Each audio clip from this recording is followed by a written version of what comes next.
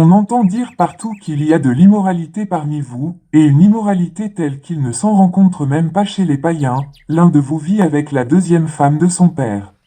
Et vous vous en vantez encore. Vous devriez au contraire en être vivement affligé et faire en sorte que l'auteur d'un tel acte soit exclu du milieu de vous.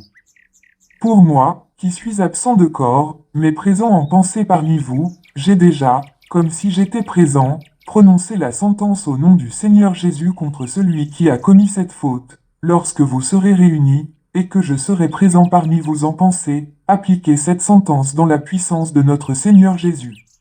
Qu'un tel homme soit livré à Satan en vue de la destruction du mal qui est en lui afin qu'il soit sauvé au jour du Seigneur. Ah, vous n'avez vraiment pas de quoi vous vanter. Ne savez-vous pas que, il suffit d'un peu de levain pour faire lever toute la pâte?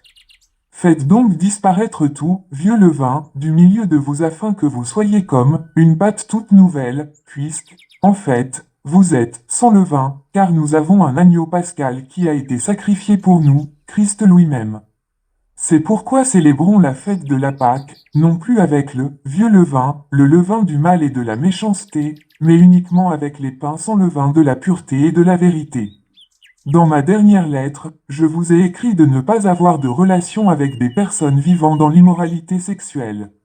Mais je ne voulais évidemment pas dire par là qu'il faut éviter toute relation avec ceux qui, dans ce monde, mènent une vie sexuelle immorale, ou avec les avares, les voleurs ou les adorateurs d'idoles, car alors il vous faudrait sortir du monde.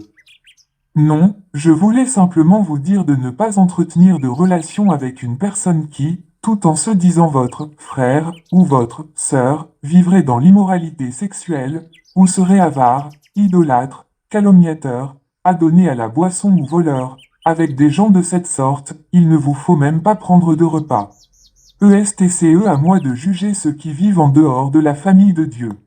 Certes non, mais c'est bien à vous de juger ceux qui font partie de votre communauté. Ceux du dehors, Dieu les jugera, mais vous, chassez le méchant du milieu de vous.